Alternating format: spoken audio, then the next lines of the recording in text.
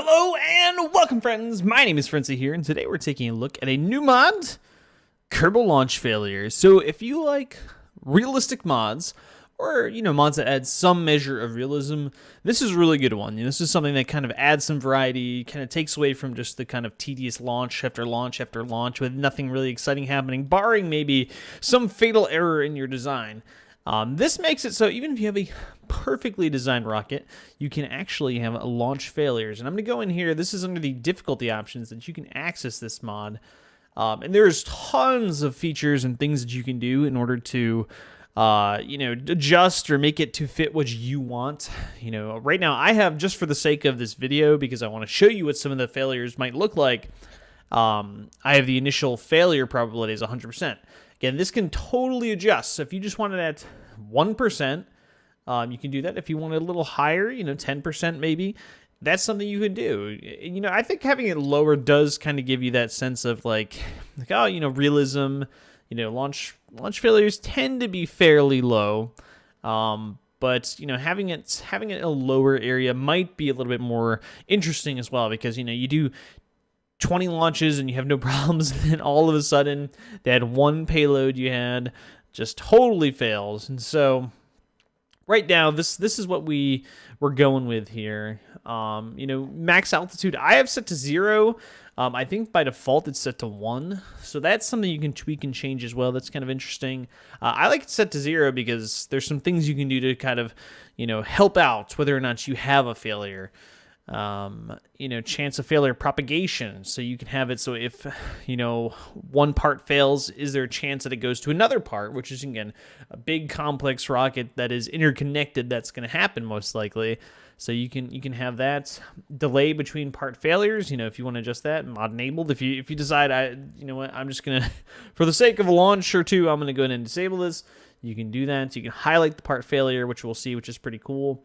So a lot of different options here, and a lot of different things that can fail. Just a lot of cool things that go on with it. There's sounds that go along with it. We'll see that, and so kind of cool. There's even an auto abort. The thing that I really like about this mod, I think, is it requires me to build, for the safety of my Kerbals, redundancy. Having some redundancy in your parts and in your design is kind of a cool thing, especially if you're launching Kerbals and you like them to survive, as I do. But without further ado, we're just going to go ahead and jump right in. So just for the start, I will just do a standard launch here, and we'll see what happens, right?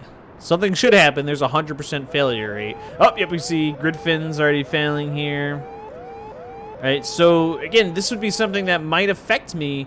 Yeah, you can see it just fell off.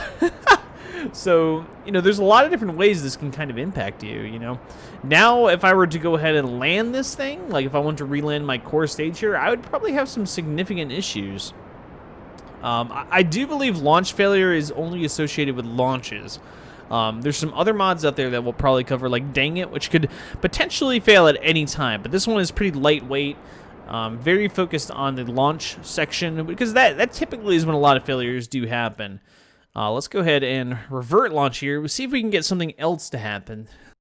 All right, we're going to try another launch here and see if we can get something different to fail. The grid fin hurts, but it's not, largely. Oh, see, we got a vector engine failing down here. All right, so we're going to see what happens when this happens. Oh, total rud. We're going to launch here for safety. And this is what I think makes it really kind of cool, is you do have to build into your rockets, potentially. Oh, man, that pad is totally going to be ruined. Oh, man, if you're using Kerbal construction time, that would not be a fun time, I suspect. So this is what it requires you to do. It requires you to have failures and redundancies, and it's scary. It makes it more fun and interesting. And so we're just going to go ahead and see if we can't... Click it, extend the gear. No, we don't want to go up. But yeah, it's kind of cool. And so there's a lot of different potential things. Really forces you to kind of think about it in a fun and interesting way here. Ooh, man, you know what? Ooh, they're alive, and that's what matters after that kind of failure there. All right, and so again, one of the things, like I said, it does require you to think about kind of what you're doing. And so one of the things I kind of built into the system, one of the things I like having the failure that could potentially happen at 0 meters as opposed to 1 is it means that similar to a lot of launches where the rocket will begin to thrust before it's released from its launch clamps or whatever's holding it down. It's kind of a safety procedure because if something happens, it's still attached, it's still good. And so that's kind of the same idea with this is so my engines will still be clamped down, and hopefully we can get some kind of failure to happen prior to launch. So we're just firing off. Again, it's almost like a static fire, similar to what SpaceX does. Anyway, see, we have a failure here, so we can shut down our engines. And still going crazy. Well, anyways, you can shut down your engines and totally avoid yes, I know. Thank you.